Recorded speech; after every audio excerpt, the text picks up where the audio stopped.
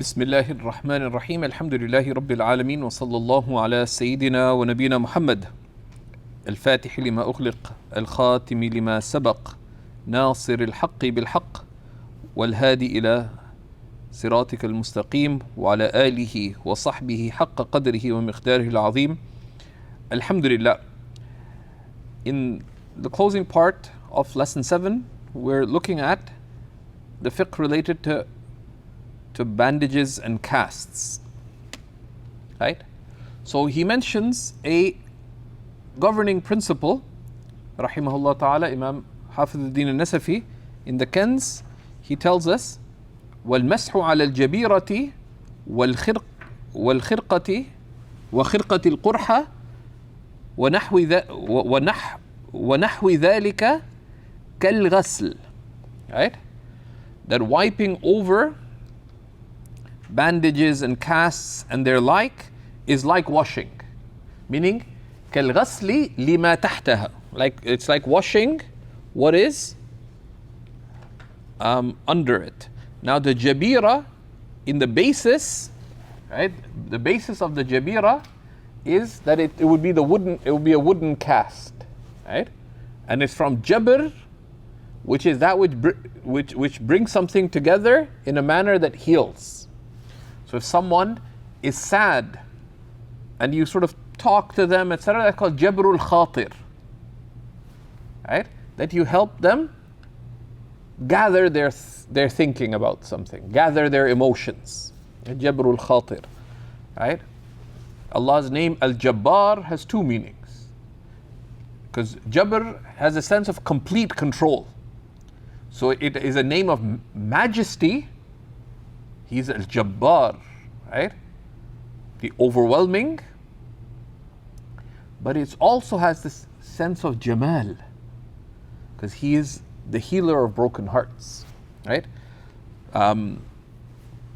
So, and it's in that healing sense that the jabira comes, right? And it's the fa'ila pattern, the fa'il pattern in the feminine. It has, right? وخرقة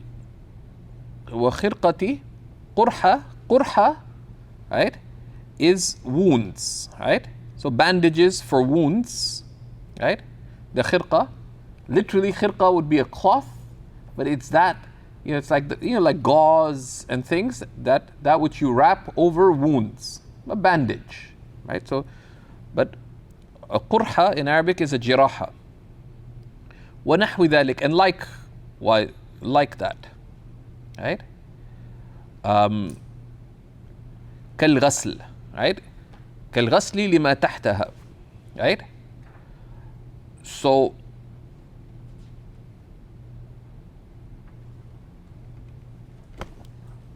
this has a whole bunch of implications. المسح كالغسل. So one of the things is you can't combine between wiping over a bandage or a cast and wiping over a khuf. So someone, for example, breaks a leg,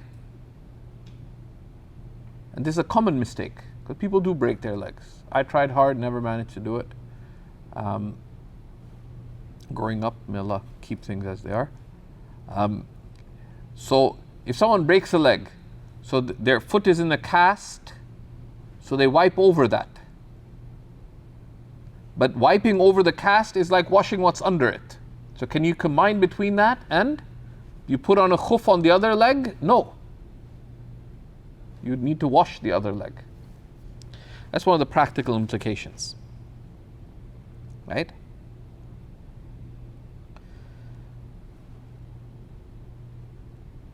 Kal-ghasl. There's a very nice summary, and we should share this as have we put the previous week's resources up? We've mentioned a whole bunch of things.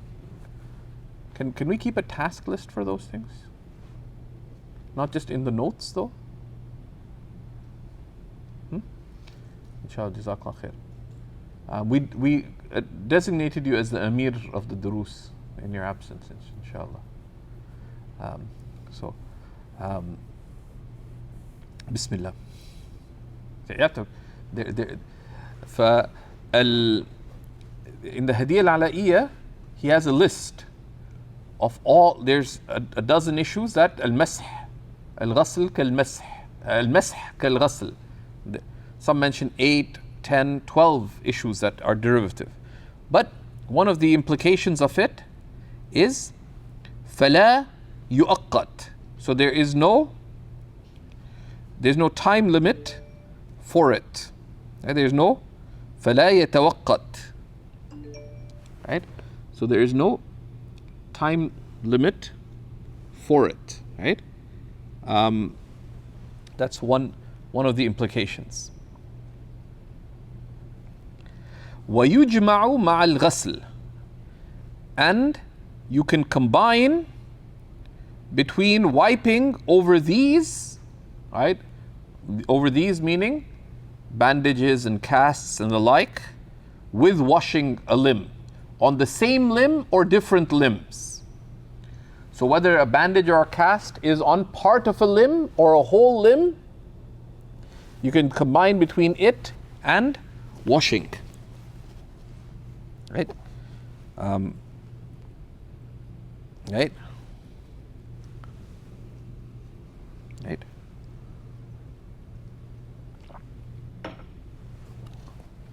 And this does not considered to be like combining between wiping and washing. Right? Because of the principle that al-ghasl على الجبيرة كالمسح المسح على الجبيرة كالغسل لما تحتها. Wiping over these is like washing what's under them, while the excuse remains. Of course, there are assumptions that are made. What are the assumptions? No.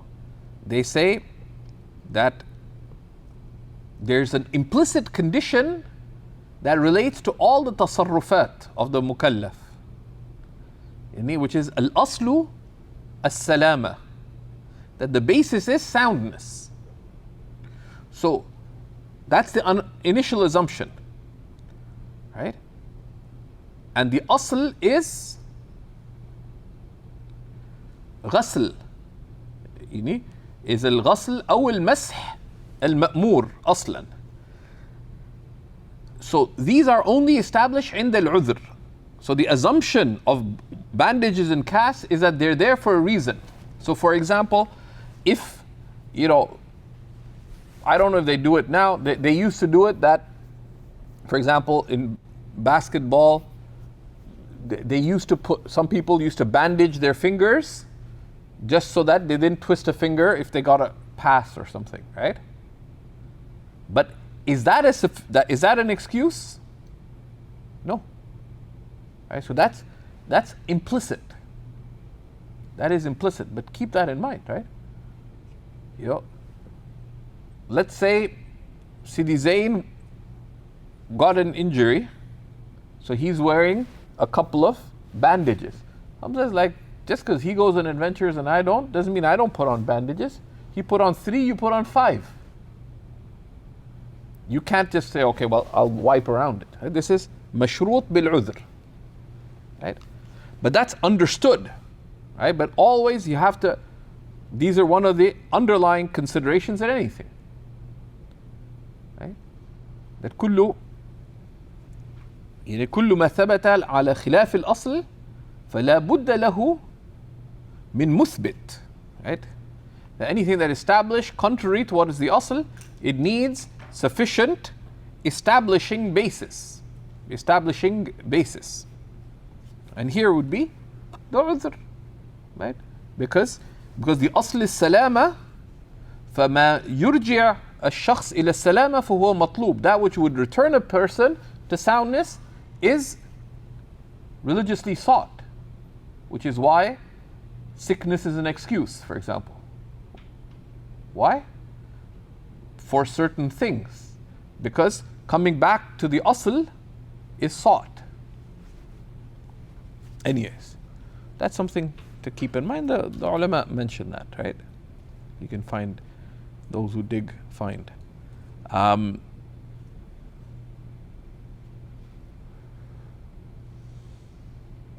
From the implications of this also is ويجوز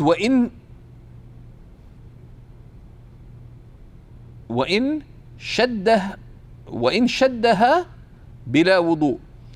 يجوز, it is permitted to put on a bandage or cast without wudu.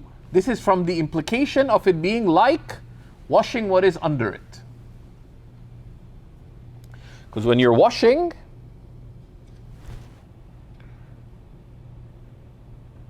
do you need to have wudu in order to wash a limb? No. Because you only need to wash the limb because you don't have wudu. Right? Now, why is it like washing it, like washing what is under it? Because at-taklif biqadr al-wusa. Moral responsibility is to the extent of ability. So if you cannot wash something completely, you wash what you can. If you can't even wash some of it, then you wipe the area directly. If you can't wipe the area directly, then if you don't need a bandage, then what do? That's also a presupposition, right? What does one do? The asl is ghasl. So let's say someone got, they were scratching their head, but they didn't realize that they're also rubbing up against a hairy cactus. So they're fully wounded. They're scratching their head, then they're scratching their back, so their whole arm is scratched up, and it got infected. But the doctor said that leave it uncovered. That's all you need. Put the medicine, leave it uncovered. Now, let's say the person not able to wash the whole area. What do? Wash what you can and wipe what you can. But there's nothing you can wash. Then you wipe the area with a wetted hand. You wipe, if you can't wash what you can and wipe what you can, then you wipe what you can. If you can't wipe any of it,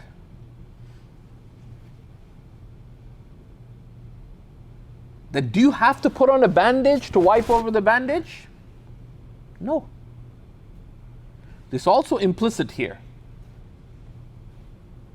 That if you don't need a bandage, you don't have to put it off just to wipe over it. So, and the most obvious place is, let's say someone has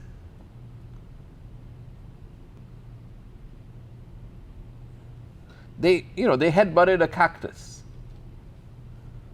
So their whole head. Now what if all of the top of their head is infected, so they can't wipe the whole top of their head? What do?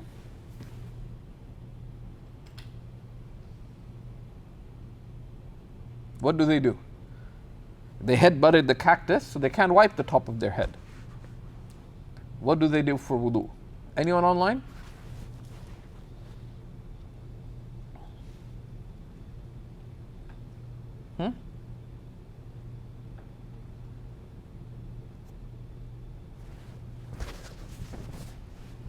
Anyone here? If they can't wipe their head, then they leave it. Astaghfirullah. See? Pay attention to the words. If they can't wipe the top of their head, right? Top there is a condition. They wipe their sides. You don't have to wipe the top of your head.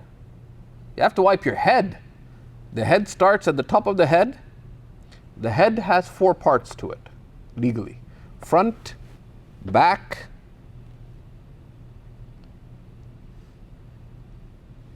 and 2 sides. You can wipe one side or the other, like extent of a quarter from the sides or the back of the head. Simple. If someone has a really fancy hairdo, so I can't make wudu. Why? It'll disturb my hairdo. Okay. So what if you're like their uncle? Say, beta, you just wet your hands, say, beta, you can make wudu. And just pat them on the head, on the back of the head, twice. So you did a quarter. See, I've wiped your head for you. As long as, but just do it over the ear. Right? Because you don't have to wipe the top of the head. Bismillah. So, in that case, what do? If you can't wipe the top of the head, if it's bandaged, all these rulings apply. If it's not bandaged, wipe what you can. If you can't wipe any of it, yasqut. Right? The issue of bandages arises when you need to. You need it for healing of wound or sprain or whatever. Any of the things you need a bandage or a cast for. Right? You don't need to put on a bandage or cast in order to wipe over it. That's غير مأمور به. So anyways, and that comes up both in Maraq al-Falah and also comes up in the Hidayah al-Ala'iyah for those of you who have been paying attention. So it's permitted to put on a bandage or cast without wudu because it's like washing what's under it. And then he says, وَيَمْسَحُ عَلَى كُلِّ الْعِصَابَةِ كَانَ تَحْتَهَا جِرَاحَةٌ أَوْ لَا. Right?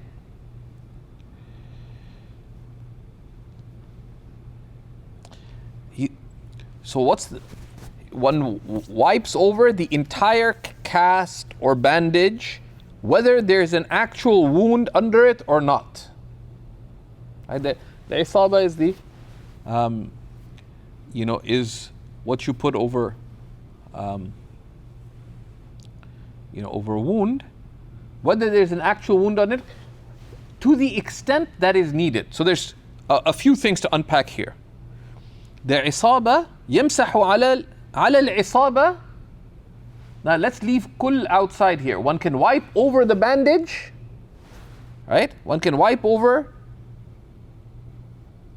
the cast. Let's leave the entire for a moment. One can wipe over the cast, whether the place you're wiping has a wound or not, if there's a need for it, right? If there's a need for it, right? Right?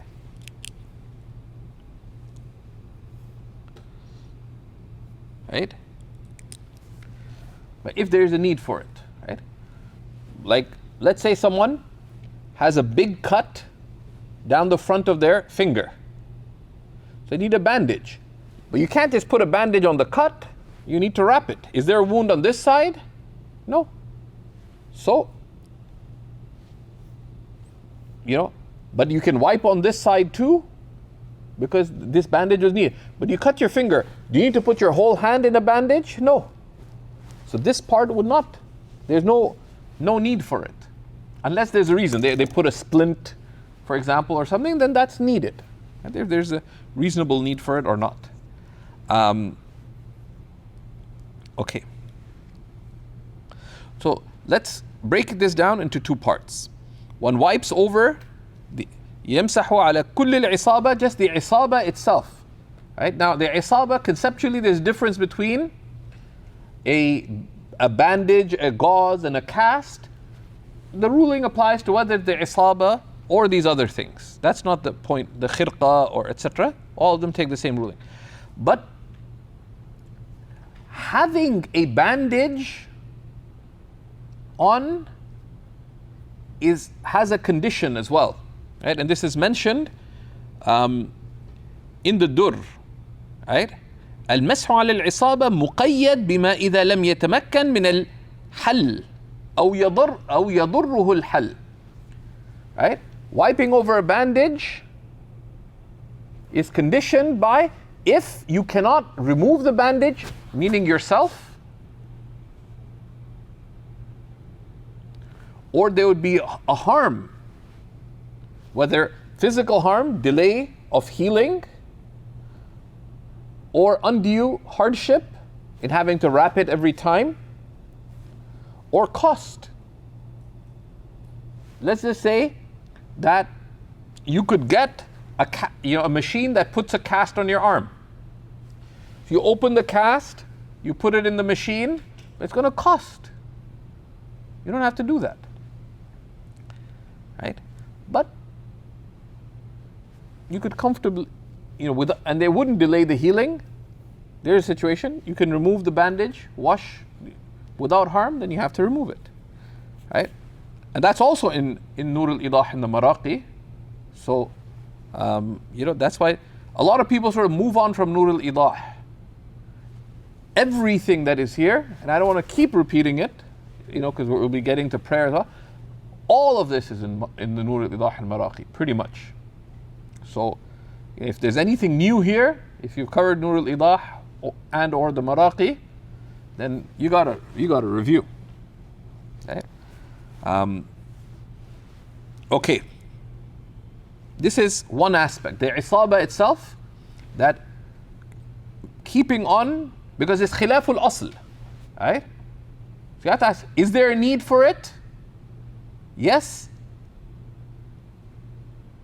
But can I just remove it? If so, then the asl, right? Right? Because the asl is ghasl. This is there because of an excuse.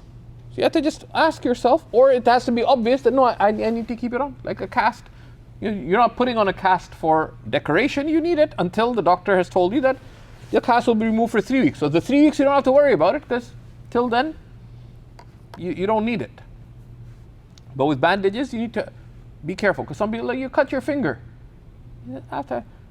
Is it needed or not? Okay. The other issue is that what does Maulana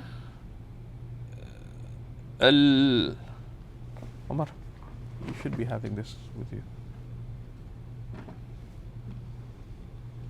Sorry, I forgot.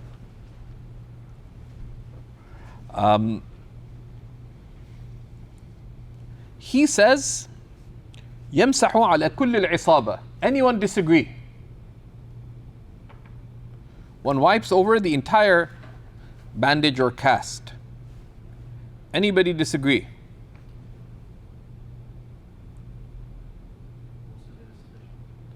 Why? Sorry? What takes the rule? You guys have to get rid of the dama'ir. Maybe your Arabic study is affecting you. It, I don't know what it refers to. Especially English isn't as precise with its pronouns as Arabic is. Right? And they say mafahim al-kutub hujjah, but mafahim kalam nas is not necessarily hujjah. Right? Now if you guys become speak precisely like fuqaha, then I'd accept that I maybe tax myself to see the mafahim of your kalam, but that's khilaful asl. So I can't assume that. Inshallah, one day we'll get there, that if you say something, I can assume you're being extremely precise. Why? So, Maulana صاحب الكنز says يمسح على كل العصابة. One wipes the entire bandage. Anybody disagree? He's saying explicitly, this is what he is saying. One wipes the entire bandage. If you disagree, you got to tell me why. Not the reasoning. Where's your proof? You have Hafiz al-Nasafi wipe the entire bandage. If you disagree, you got to have your proof. Anybody? Would you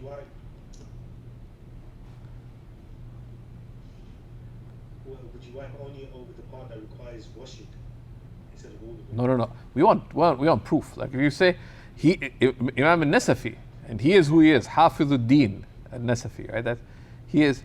Now, give me, anybody disagree?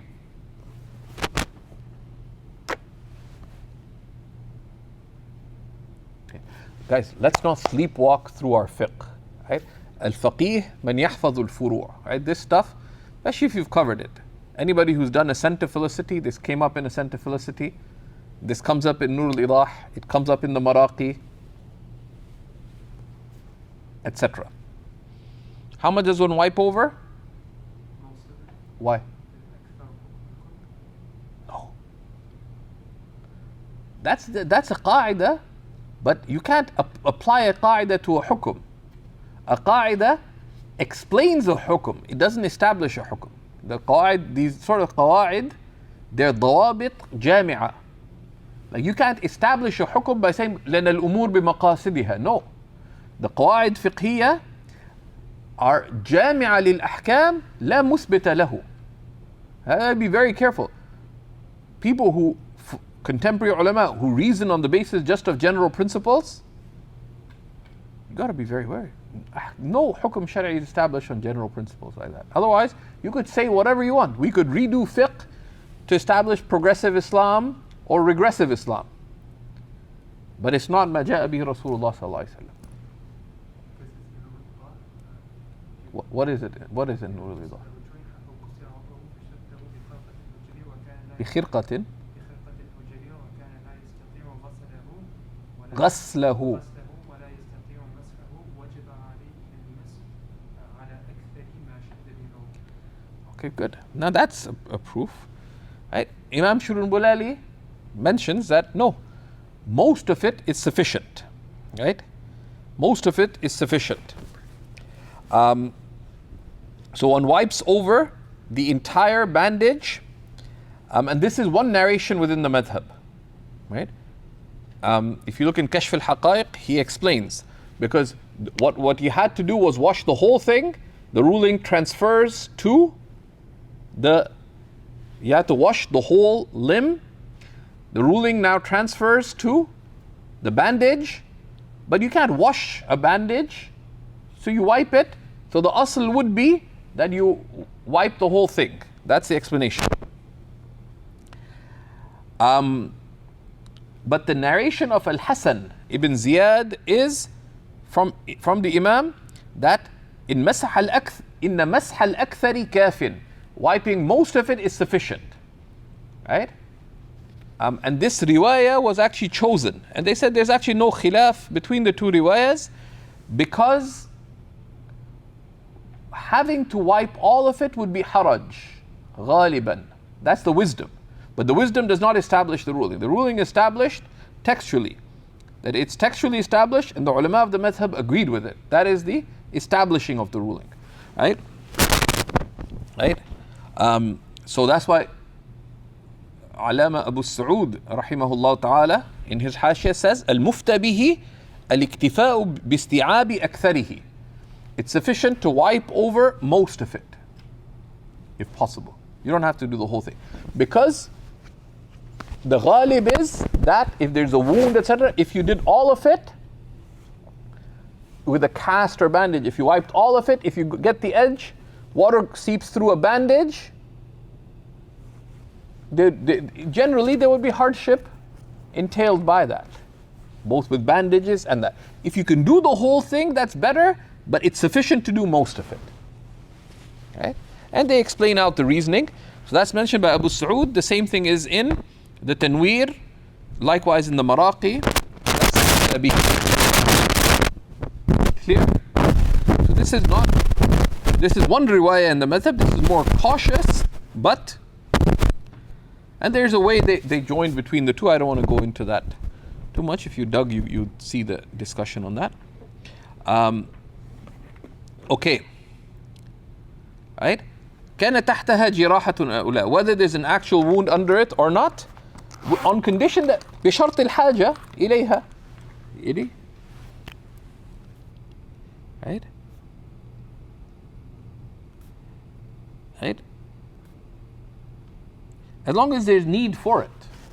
Right? Because they say ما جاز لعذر يقدر بقدره. What's allowed due to an excuse is limited to the extent of the excuse. Right? To a reasonable excuse. It's not darura. Necessity is limited to the absolute minimum. That's which allowed for need. Reasonable need is sufficient. Right? Now you don't have to measure. You don't have to go to the doctor. I cut my finger. What is the minimum bandage? Can you sell me a bandage that would only? No. he's got a regular bandage, wrap it, that's allowed. Okay. Bismillah. ويمسح على فإن سقط عن برء بطل وإلا فلا. If it, meaning the bandage or the cast, falls after healing, the wiping is invalidated. Before this, وإلا, right? And whenever you see this kind of expression, وإلا لا, you have to, don't be mentally lazy. You have to train yourself to restate what is the illa. وإلا أي وإن لم يعني وإن لم يسقط عن برء لا يبطل. Right? So you kind of have to unpack it yourself, right? And that's the taqdeer. Right? It's shorthand, but it's right?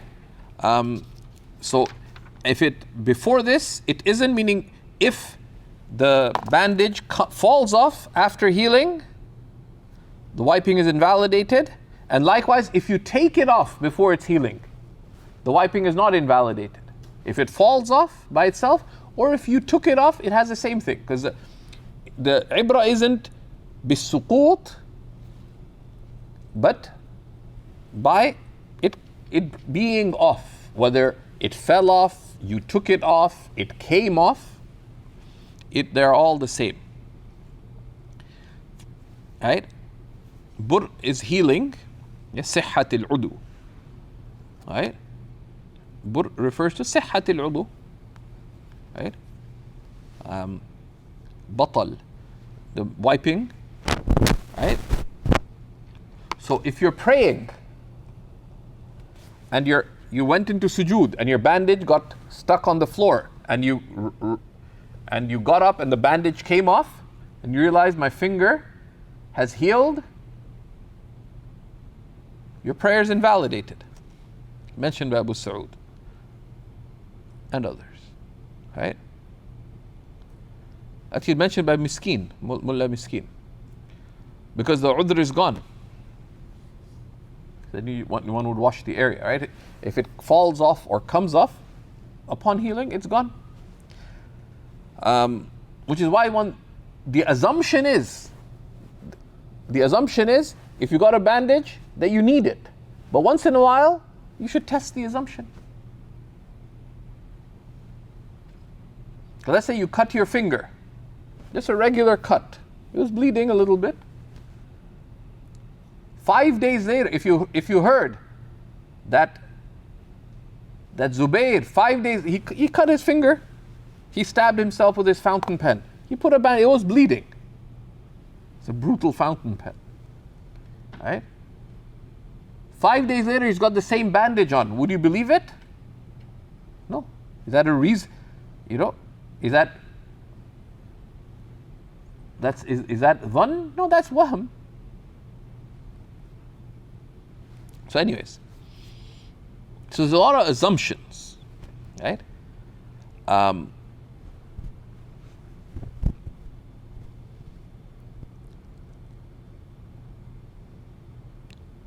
ولا يفتقر إلى نية في مسح الخف والرأس. One does not need an intention in wiping over the khuf or wiping the head. Right? Of course, we've already taken, the intention is assumed, because why are you wiping over this? Because I'm making wudu. Right? So the intention is implicitly there anyways. Right? Because any deliberate action, the intention is what drove the action. Simple. But it does not and the reason it's not required, because لأنه بعض الوضوء, because it is a part of wudu. So you consider in the juz what you consider in the whole. And this mentioned in Kashf al-Haqa'iq, you can see the reason there. Okay. So that's the jaba'ir. Here, because this is something that does happen, I'd invite you to please review the same section as you go along from Nur al-Idah, the Maraqi, etc. And you'll find benefit, bi'idhnillahi ta'ala.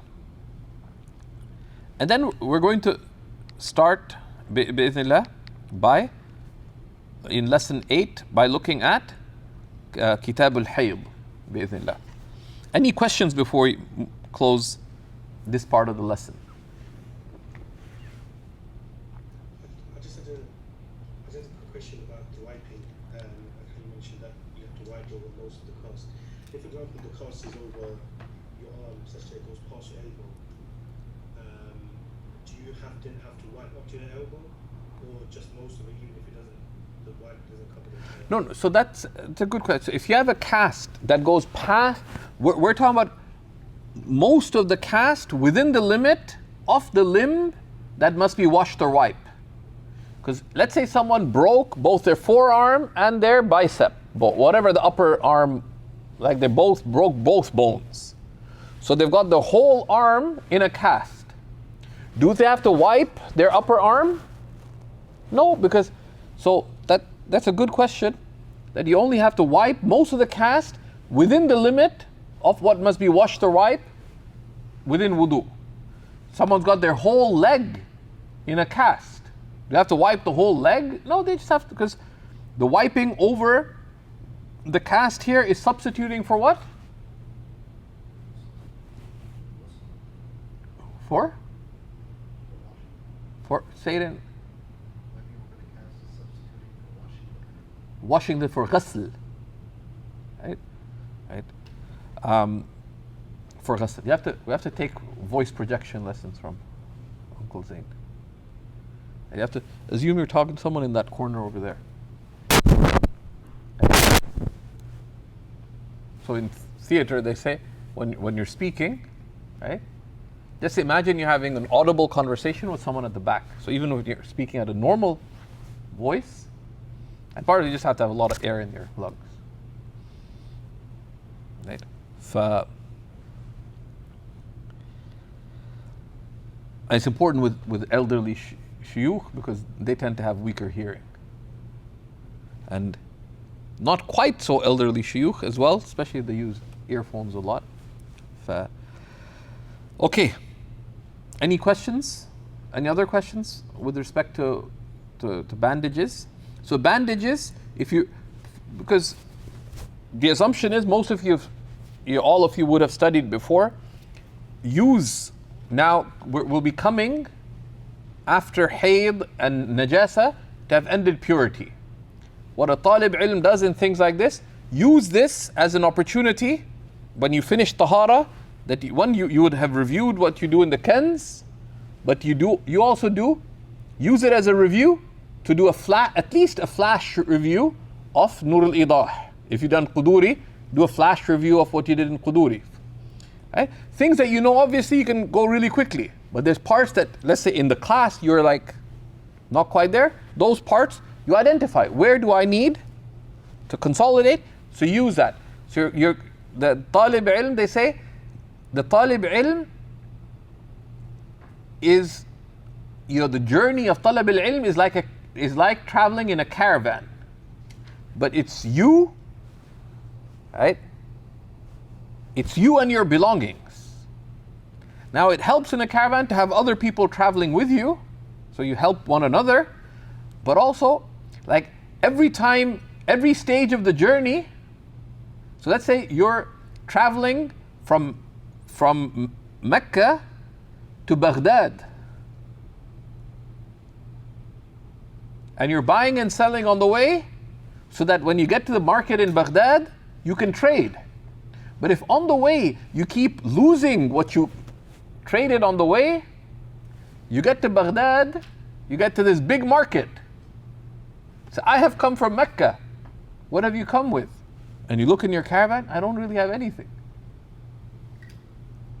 Right? That's really important, right? That as you progress, It's not, you don't just buy and, like, each text, it's like you're transacting with the text and acquiring what it has. So you stopped on the way in different towns.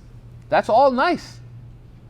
But if the whole journey, on the way you lost much of what you had, so your talab al-ilm is ra's mal, right? Every new text you acquire is tijara. So, but you have to make good deals. But the most important thing, litajir, they say, better than acquiring a lot that way, he said, if you just went to sleep and just got a guard to protect your wealth, from Mecca, you went to Baghdad, relaxing. You didn't get off on all the little marketplaces on the way, right? For a lot of students of knowledge, if their first 2 years, they studied Nur al-Idah and Quduri, frankly, for a lot of them, my advice would have been,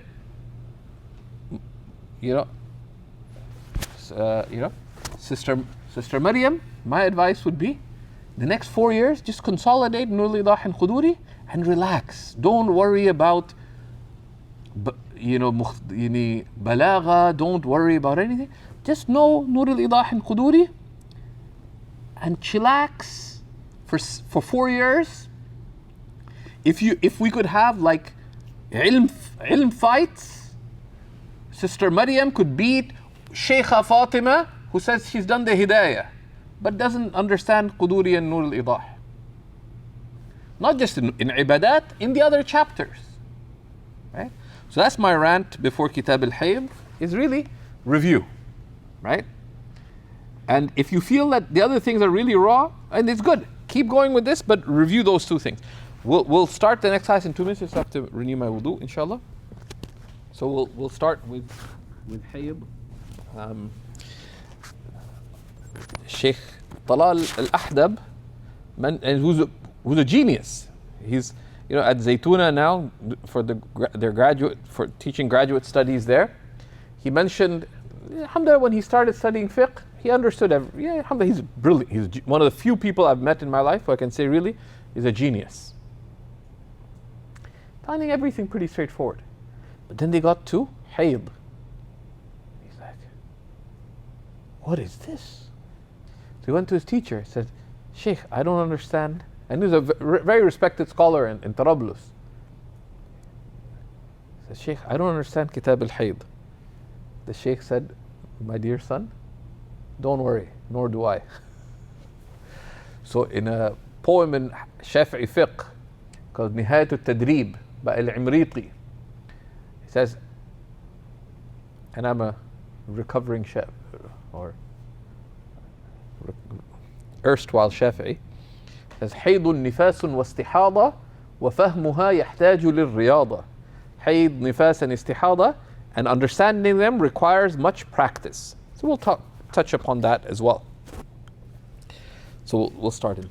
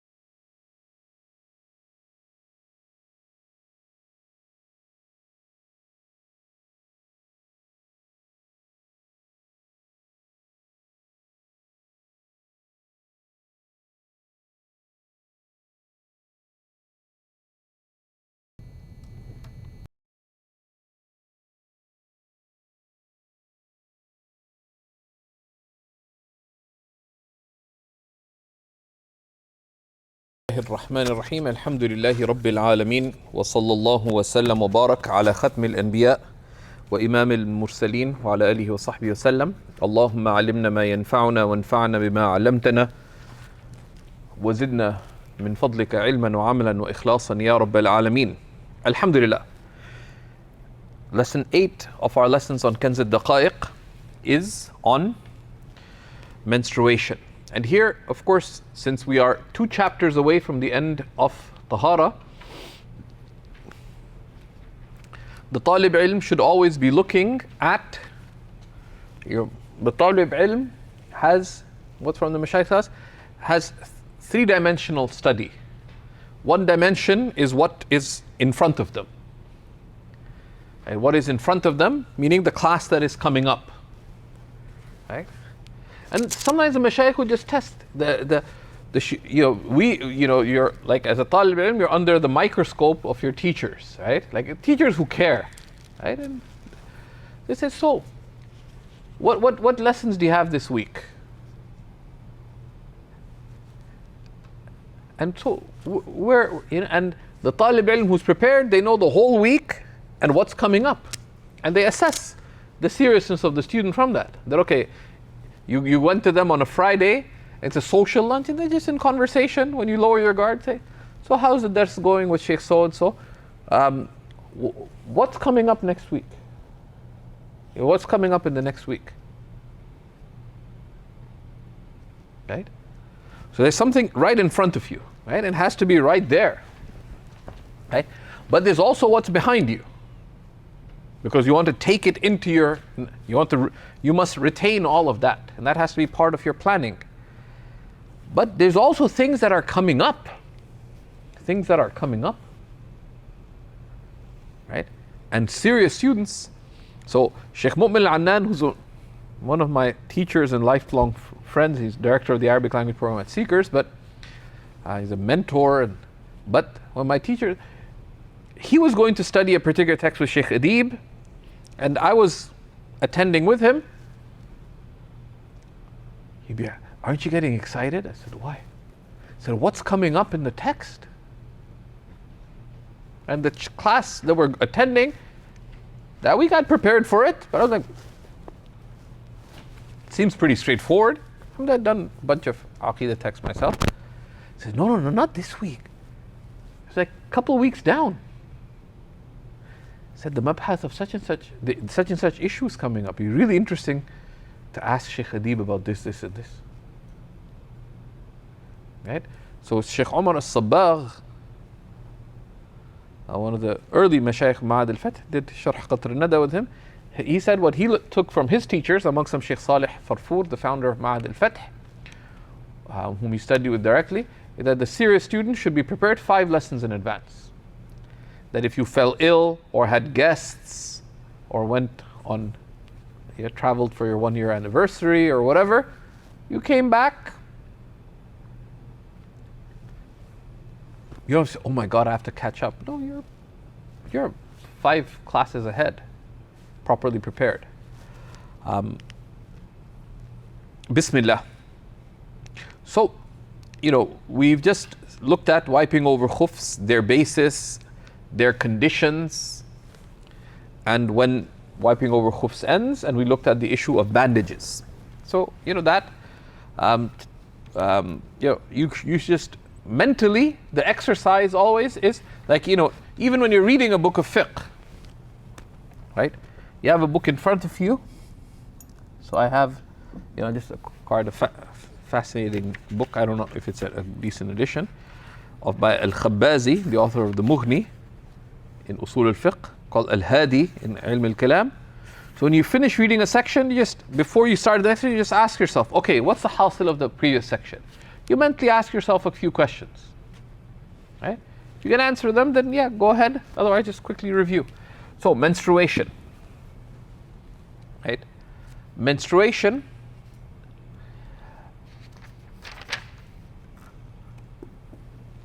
there is, if you look at, and we'll share this. Ibn Nujaym, rahimahullah ta'ala, the author of the largest, probably the most significant of the fiqhi commentaries on the Kanz, he has a beautiful statement there in the opening, and Ibn Abdin quotes from it. And others quoted from it. Abu Sa'ud quoted from it, others. That the rulings of menstruation are amongst the most important rulings in Islamic law. Right? Why? Because of how many masail, how many issues it affects. And the important something of, the aqil judges things by their consequences. It's a fool who deals with things on the basis of whim. I like this, I don't like.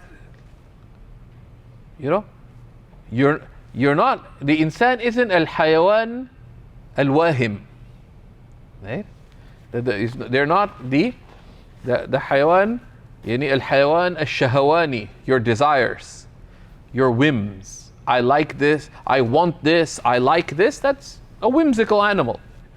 Right? And those kinds of people, inhum kal-an'am bal hum adal, because animals fulfill existential. Animals are very purposeful. They know what they're doing and why they're doing it. They're surviving and procreating. So people who find it's blood, it's discharge, yuck. That's life. Right? Life is is blood, sweat, and tears, right? Dunya, right?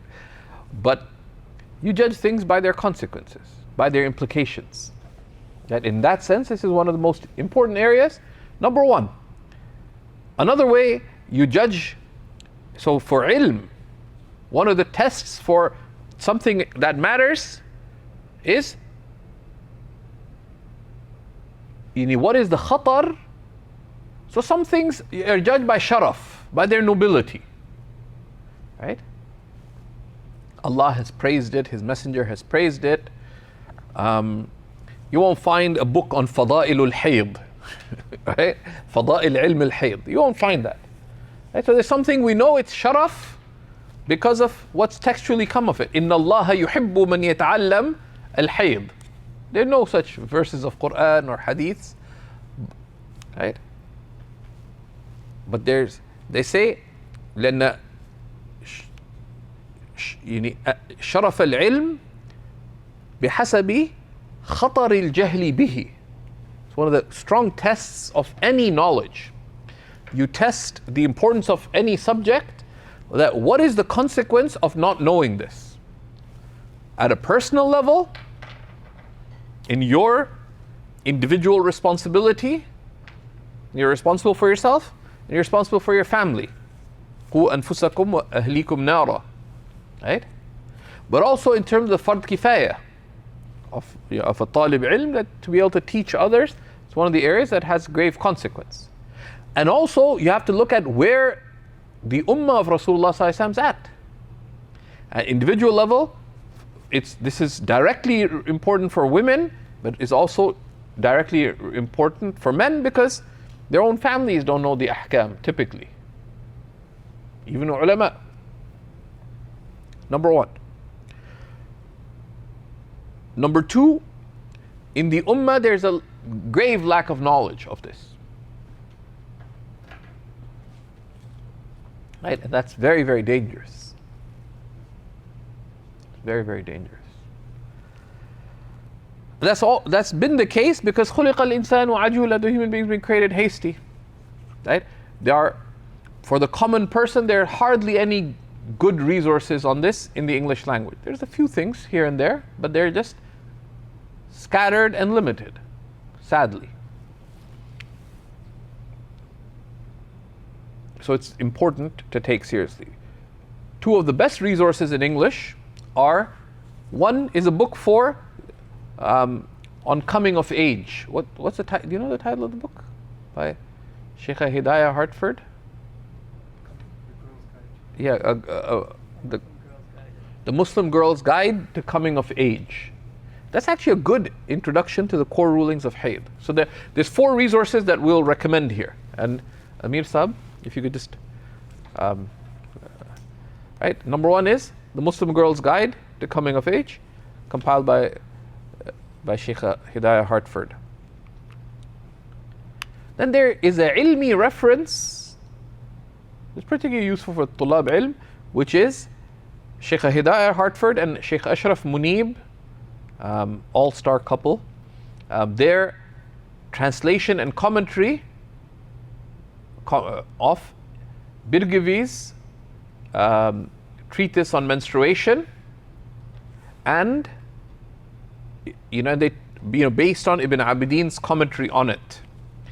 That's available they translated it into English and did amazing works on it. They summarized the principles in it. They wrote exercises on it of the various cases and examples, and that's a very good manual and guide in English. Number 3, that's available in Arabic with the translation of Ibn Abidin, but the work they've done on top of it is incomparable, right? And it's brilliant. They spend a lot of hard work and diligence in working on it. It's a really good work. That's number 3.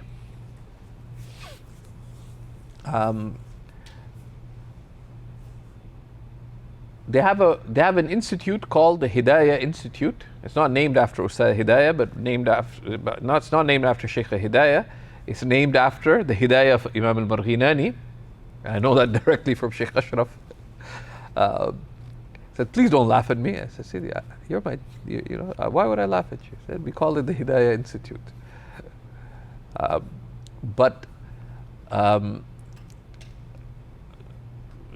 Shaykh Hidayah has classes in menstruation that's particularly useful for students of knowledge. For Muslim women, at a more general level, there is a female scholar who studied directly. She studied with greats, many of the great Damascus scholars, Shaykha Naila Akbar Ali. She has classes online on the basic rules of menstruation. And those are very useful resources to know about, and also to tell other people about. And Shaykha Naila, I can attest personally, Akbar Ali, it's written, and we will share the link to it. It's written Naelah, Akbar Ali, Akbarali. She has a website, and she offers classes on the basic Hayd for general audience, and those are useful. But it's also instructive in terms of how the fiqh of menstruation is being taught to a general audience by someone trained and experienced in teaching it, and the more ilmi resources as well. So those are very, very solid resources. Also, Mufti Abdurrahman ibn Yusuf, Hafidhahullah Ta'ala, and the Zamzam Academy, they have a PDF guide on fiqh of menstruation, and periodically they offer classes. His wife offers classes, and his wife and him have done a lot of work on this area as well, and those are some of the better resources in English, inshallah. So it's important to know the lay of the land there. Any talib ilm in Damascus, it was just a given. Any talib ilm who should have studied the treatise of Imam al-Birgivi and understand it, and you understand it if you can do all the exercises in it yourself, number 1. Number 2, that you have to be tested, right? In the sense that if you're given 100 questions on Hayd, not just general questions, but then you probably, Hayd outside the books of fiqh, to understand it, probably have to study it at least 3 times, right? You get an MHD, Master of Hayd Details, right? That one basic understanding of Hayd is what's just in the treatise of Imam al-Birgivi. Intermediate level understanding that you can do the exercises there. But then there are there's a practical complex cases. That's where you need to train. Complicated cases come, and can you do a couple of hundred complicated cases? But complicated real cases, because who cares about what if someone ate a safarjal and she gets green discharge? What happens? Like, it doesn't happen in real life, right? What are the real life issues? So that's sort of the broad lay of the land, because what's in the treatises on menstruation is this is just give us a broad framework, right? But it needs فهمها يحتاج للرياضة, right? There's great wisdom in ألا يعلم من خلق, as the one created. Does the one created not know? There's great wisdom in Muslim women experiencing menstruation. There's a great biological wisdom in it, right? Al-Khaliq Hakim, right? The Creator is wise, right? Right? And Allah subhanahu wa ta'ala's hikmah and rahmah and adl is manifest in all His ahkam. They may be manifest or they may be subtle, right?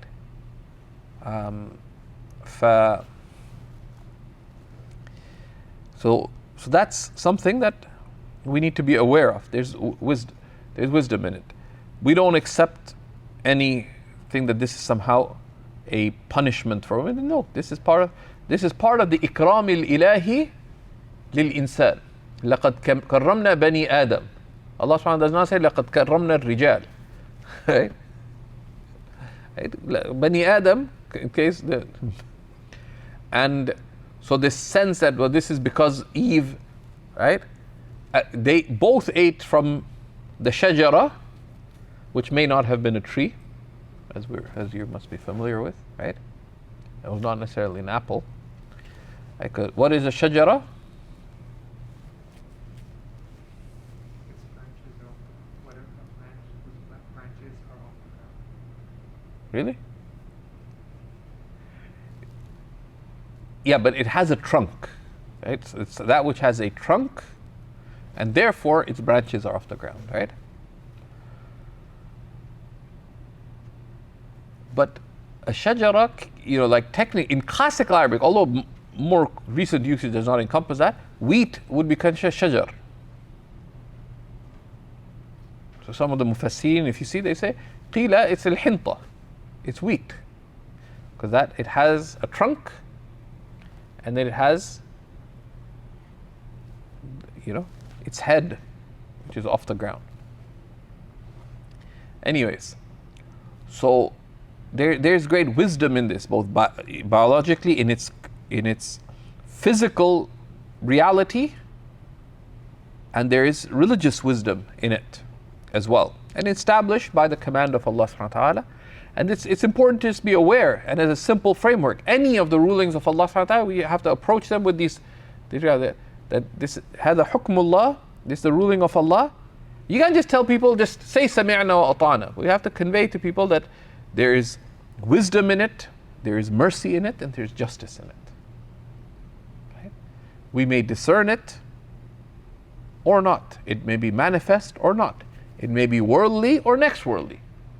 The least denominator is that there's next worldly, there's eternal reward. So that's not a bad deal. Okay? But it's invariable that there's all three in this life as well.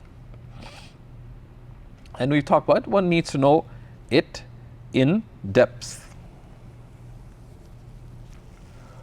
The author begins by giving us a definition of menstruation.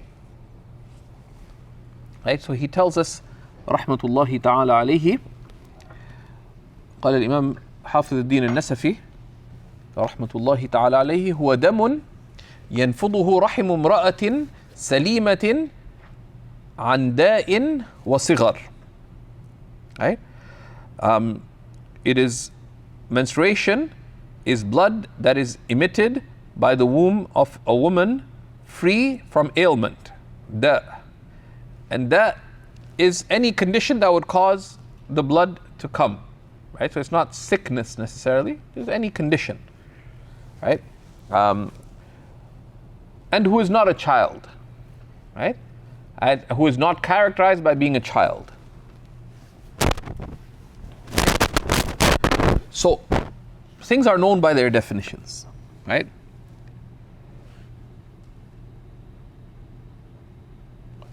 ينفضه, blood that is emitted. ينفضه, نفض, here is أي يدفعه, that comes out from, right?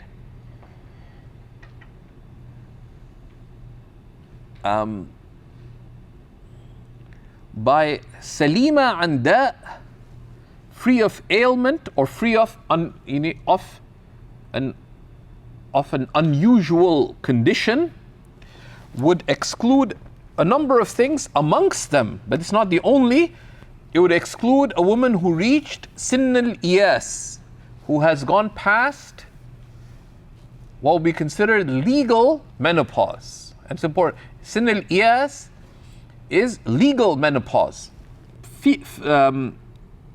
Physical menopause doesn't establish something. So someone got early onset menopause, or whatever you would call it.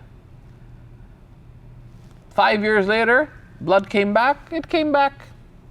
Legal menopause is for a woman to reach an age where after this, in the general case, it's inconceivable that she would experience menstruation.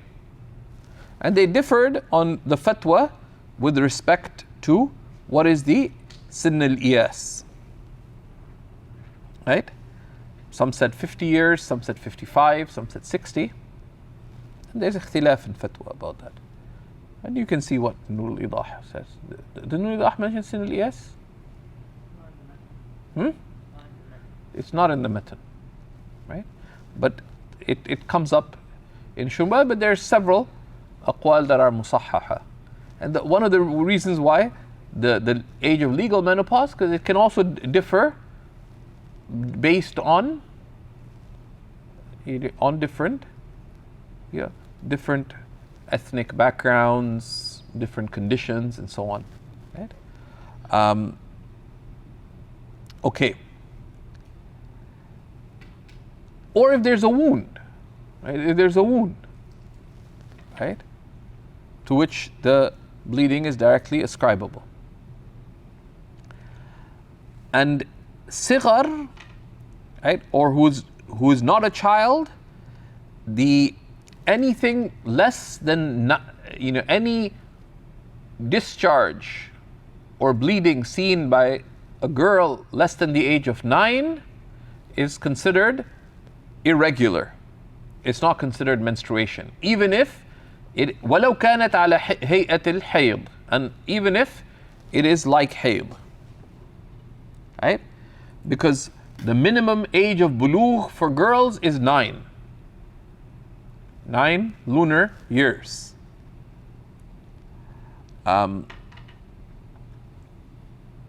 And this is also there in both Tahtawi and the Hashit ibn Abdin as well. Okay.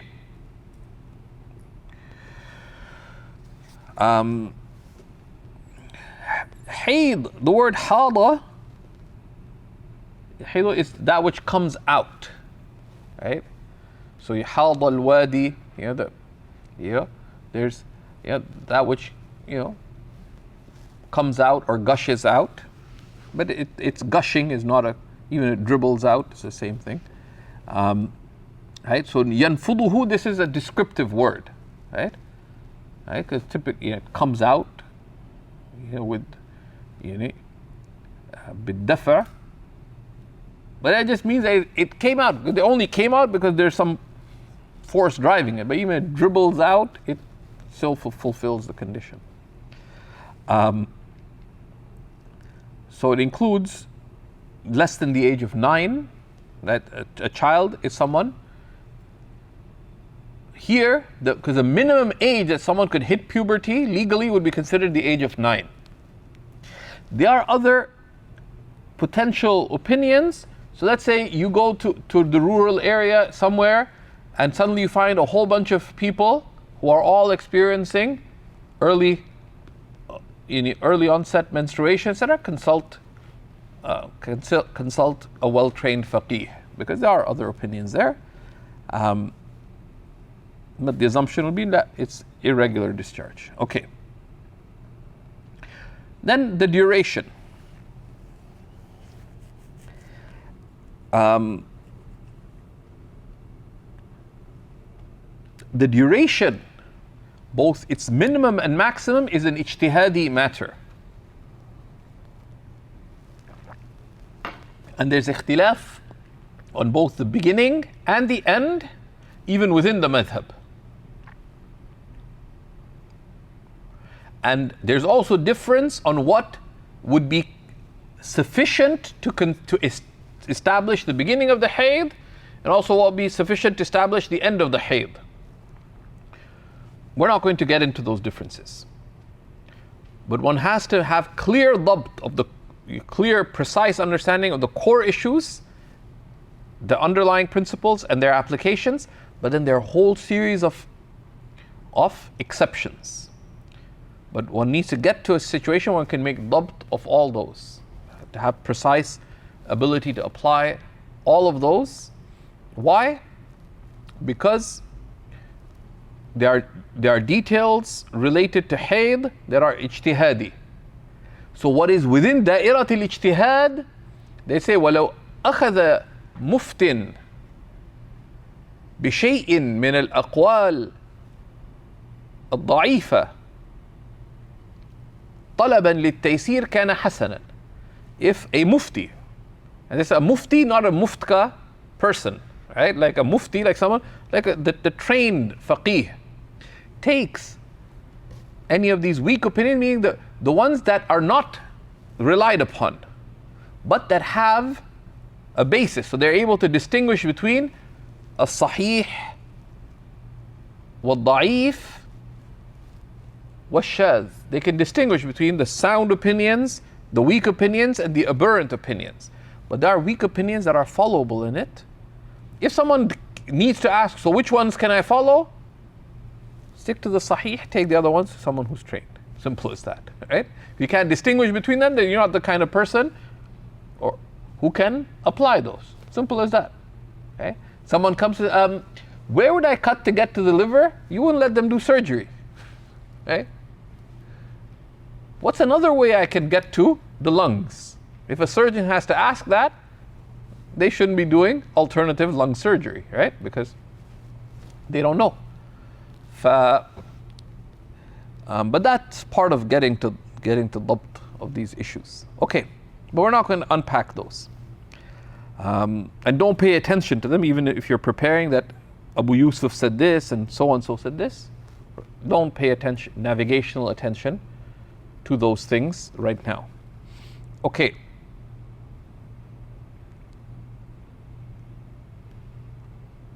So it's أقله ثلاثة أيام وأكثره عشرة. Its minimum is 3 days and its maximum is 10 days, right? And it's مقدر بالساعات. Some of the texts mention ثلاثة أيام ولياليها, 3 days and nights. But a day, when mentioned unconditioned, refers to 24 hours. So Ad-Dur says وهو مقدر بالساعات. It's by hours. So it'd be 72 hours and 240 hours. Right? Its minimum is 3 days, its maximum is 10 days. And what counts is the beginning and end. Right? What counts is the beginning and end. It's not a condition that the blood continue or the discharge continue for the whole time. That's a basic principle that you need to write down. Right? وَالْعِبْرَ لِأَوَّلِهِ وَآخِرِهِ فَلَا يُشْتَرَطُ استمرار الدم فيها بحيث لا ينقطع ساعة. Right? What counts as beginning and its end, it's not a condition that it continue such that it doesn't stop. Right? And we'll see the principle that الطهر المتخلل كالدم الجاري بين الدمين كالدم الجاري, that any kind of pause, and we'll see that the limiting factors that any period of non-discharge between two actual or effective periods of bleeding is considered like كالدم المستمر. It's all considered effective blood. Right? Day 1 she saw bleeding. Day 3 she saw bleeding. She was effectively bleeding day 1, 2, and 3.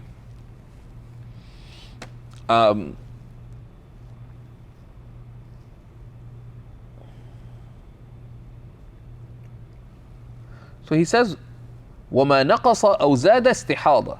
Anything less than this or more than this is irregular discharge. Anything less, meaning less than 3 days, or more than this, meaning beyond 10, is istihada. Now, we'll get to the less after, but any alarm bells ringing on anything more than this is irregular discharge. Alarm bells, anybody?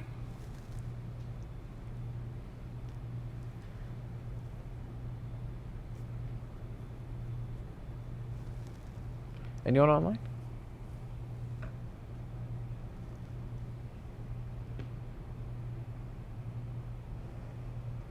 Anything less than 3 days is istihada? Okay. Anything more than this, more than 10 days, is irregular discharge?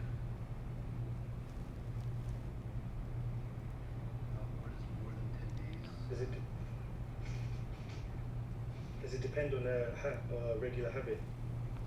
Yep. What do you mean, does it depend? I want an answer, not a question. About the istihada is more than 10 days.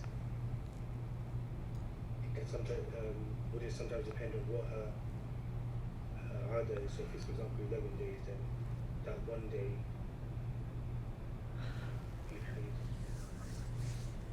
No, not quite. Right? So anything, a woman with respect to menstruation is of, one way of classifying women is that they're of two types. There's the mubtada'a and the mu'tada. Al-mubtada'a ma lam tasbiqha 'adat. Right? The mubtada'a is the one who does not have a previous habit. There's a few ways someone can be mubtada. The simplest one is, this is her first hayd. Then, if the first period goes beyond 10 days, that which is beyond the 10 days is istihada.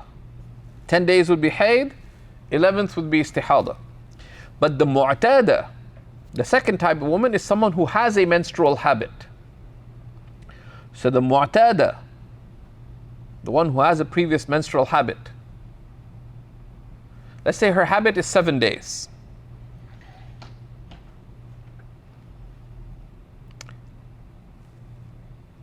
The bleeding goes on to day 8. Right? What happens? It doesn't continue till over 10 days. No. What happens on day 8? 10 push-ups. Day 8, what does she do? Her habit 7 days. Day 8, she sees blood. What does she do? She acts like it's hayd. She acts like it's hayd. Right? She assumes it is hayd. Right? And therefore she wouldn't pray. Right? But Day 9, the bleeding, her habit 7 days. Day 9, it continues. What does she assume it right now? So it's like, yeah, speak. She assumes, don't use it. She assumes that this is hayd. Day 10, there's bleeding. She assumes it's hayd because al-'ada تثبت بالمرة وتنتقل بالمرة. A habit is established by one occurrence and it moves with one occurrence. This is من قواعد الحيض والنفاس. A habit is established by one occurrence. It could just be her habit changed. But then once the bleeding or discharge or discolored discharge goes past 10 full days, goes past 240 hours, then retroactively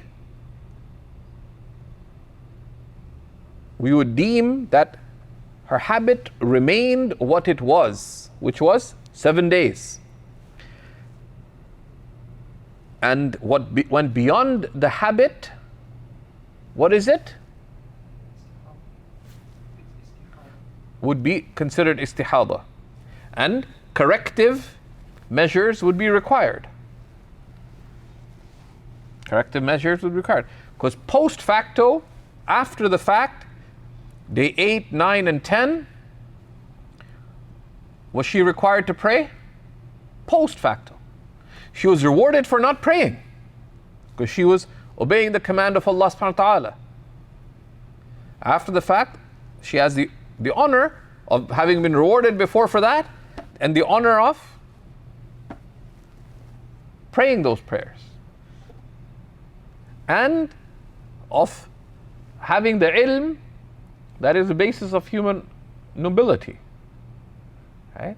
And there's all kinds of meanings in that, right? So those are of the many examples of qada bila ithm. That when are you rewarded for having missed prayers? Right? When are you rewarded for missing prayers that you are obligated to perform? There's many scenarios where there's an obligatory prayer and you're rewarded.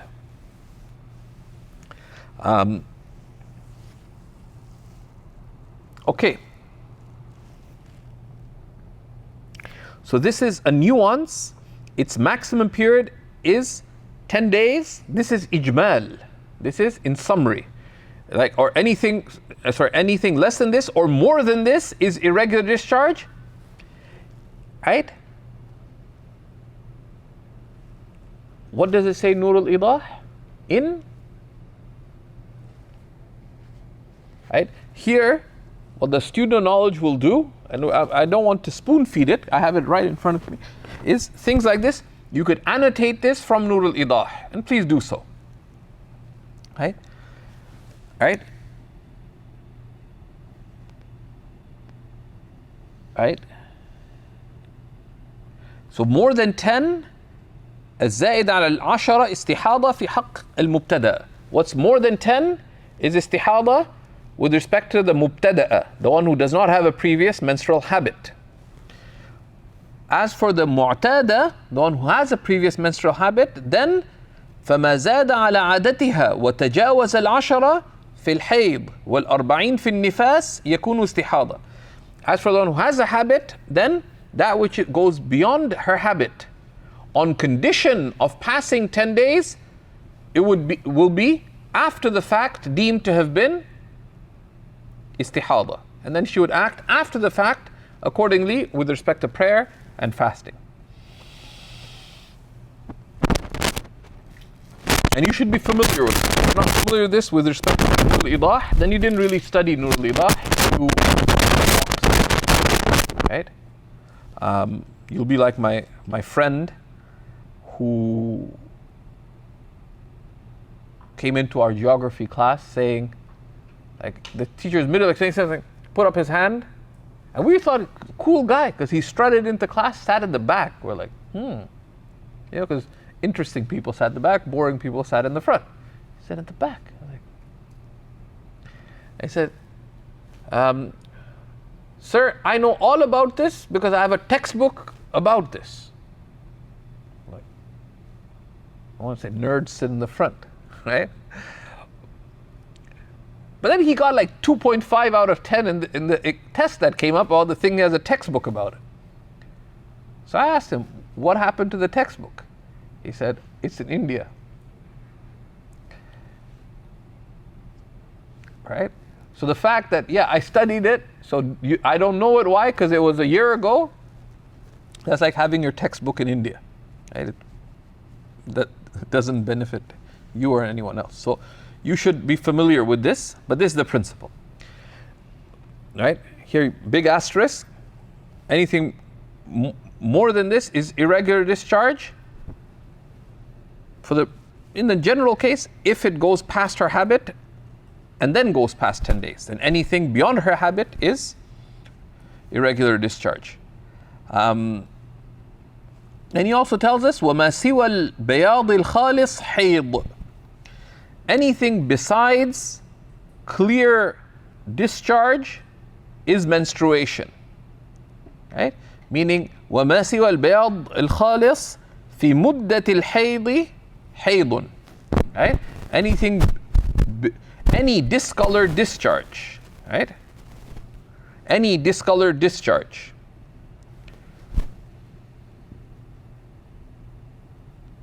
ما سوى البياض أي من الألوان, of any color.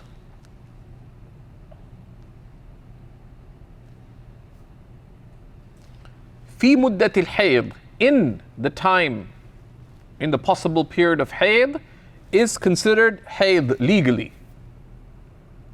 Right? Right? And clear discharge is that which would come out in a state of non-menstruation. Right? It is not discolored. Right? So there's multiple definitions of what is al-bayad al-khalis. Right? One is that at the end of menstruation,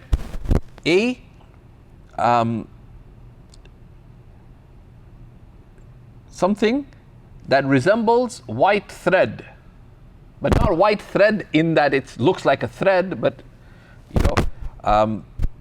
it's not, it's not just not merely liquid.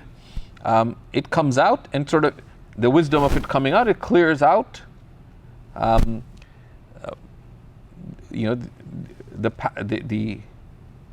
passage from the traces of the blood that was coming out.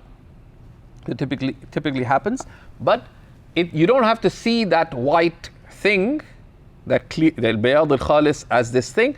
Bayad al-khalis is anything besides clear white discharge, right? Is menstruation.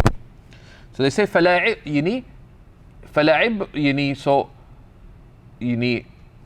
لا عبرة بالألوان. All colors are considered menstrual, right? Besides clear discharge. And it being clear is considered, number one, when it comes out. Number two, so not after some time. And number two, under normal light, under normal lighting. Number three, if seen from a normal distance. So you don't have to put it under a microscope, you don't have to stare at it, right, etc. We have a bunch of answers related to clear discharge. We'll come to that when we look at istihada. So this is what relates to the duration. The minimum has one more implication, which is that, okay, Sister Zubaydah,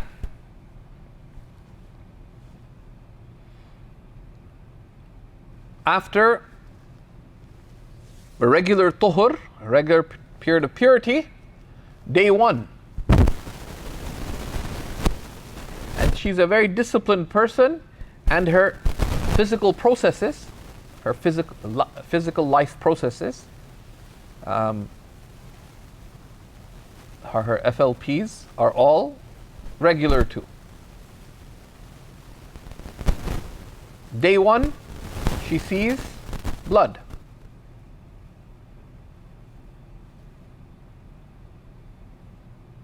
What is it?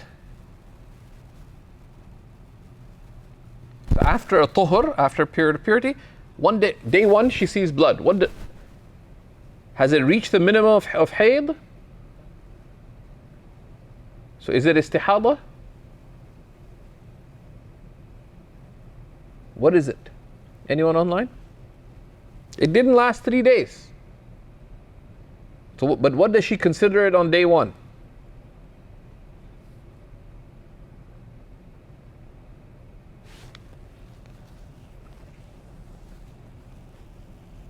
Anyone, inshallah?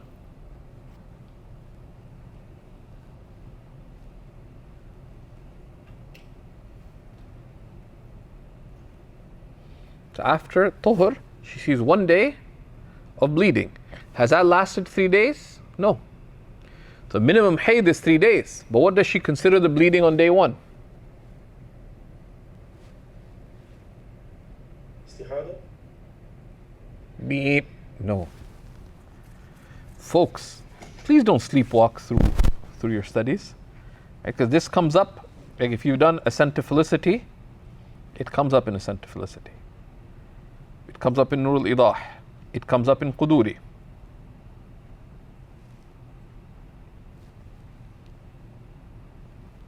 Etc.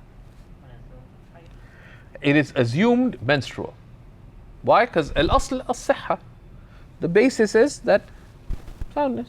That if bleeding starts, you can reasonably assume that the zahir is that okay, menstruation stops. The menstruation starts means now it started. After tuhur, there's blood, you assume. But this is AM, this is assumed menstrual. Day 1, it's assumed menstrual.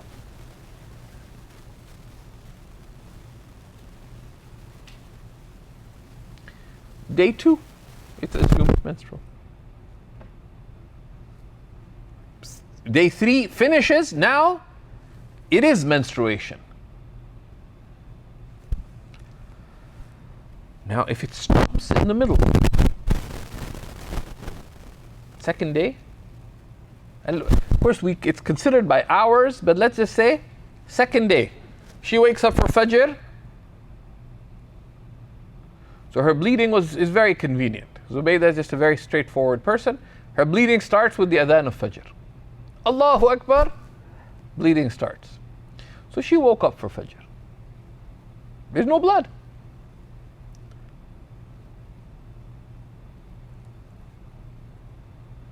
Does she pray Fajr?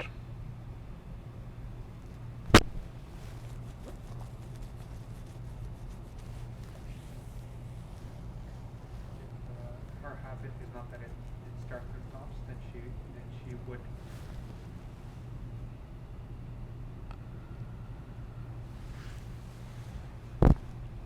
If her habit, so she goes back to her habit that if these kinds of interruptions normally happen, and she's sure that the bleeding is coming back, then she acts accordingly, and she doesn't. It's just a normal interruption. But all she has to do, if she's unsure, at that time, they say, well, it's not happened before. Day 2, Fajr of day 2. There's no discharge. What would she need to do to pray?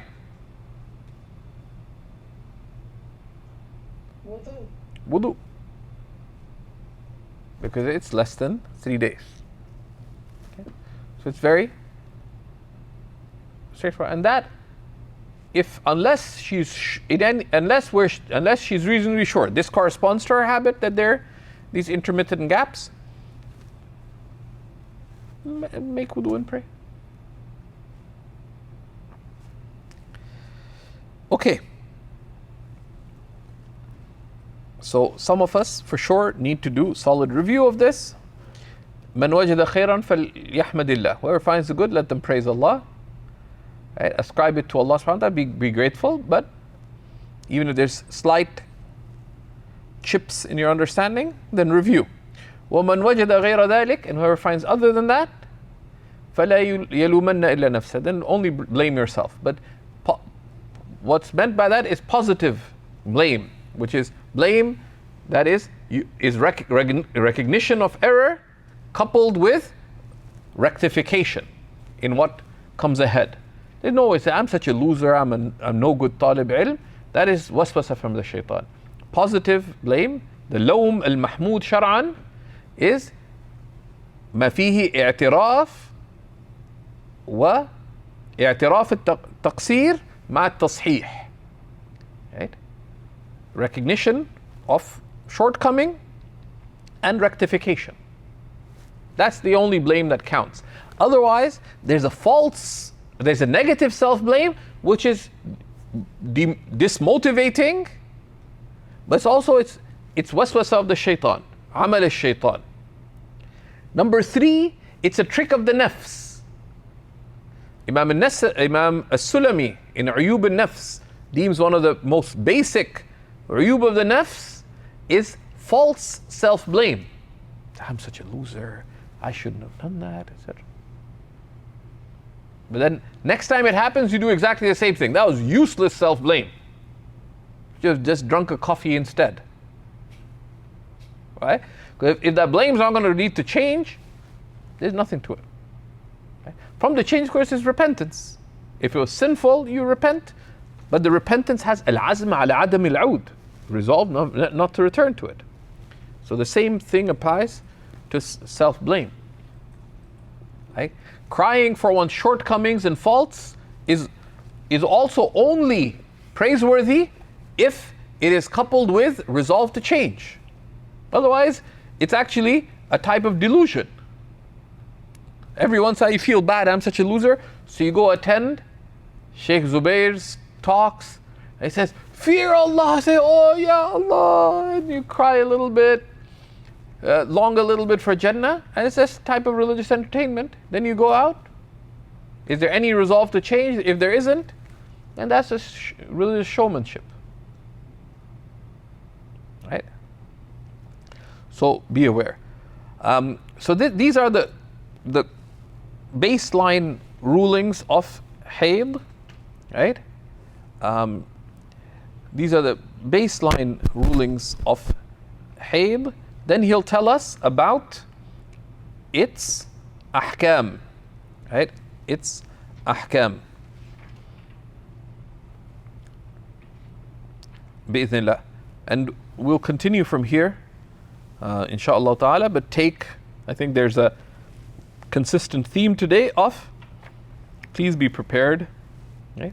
A simple thing in the sections on worship, just assume that Nur al-Idah level understanding would be good, right? Would be good, because that's why.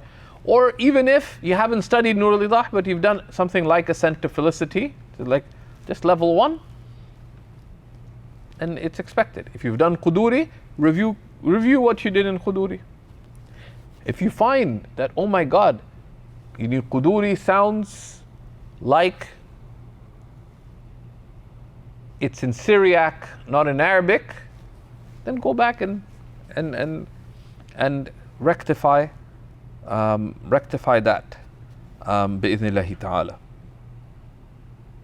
Right? Sheikh Abdul Ghani Daqar, who was the son of Sheikh Ali Daqar, who's one of the great Damascus scholars of the early 20th century. Sheikh Abdul Ghani Daqar has a dictionary of the rulings of, or the dictionary of the rulings of Mu'jam Qawa'id al-Lugha al-Arabiyya, a dictionary of the principles of the Arabic language. So one of the solid works published by Dar al-Qalam, Shaykh Abdul Ghani Daqar, he mentioned that when he finished studying the Ajrumiyya, he went to his father, Shaykh Ali Daqar, asking, what do I do next? He said, study it again. And then he finished it, and he went to his father and said, what do I do next? He said, study it again. His father taught it to him as well, and he did it 6 times, and then said, now do this. But it was in a quick period of time, but consolidations is ilm, right? We'll continue from here, inshallah, and we'll be accelerating in this, but we talked about the caravan metaphor, so you'll appreciate this, bi'idhnillahi ta'ala. وبارك الله تعالى فيكم.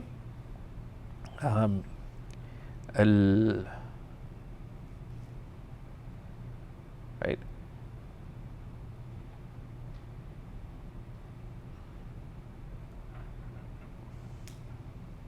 صلى الله على سيدنا محمد وعلى آله وصحبه وسلم والحمد لله رب العالمين. Any questions?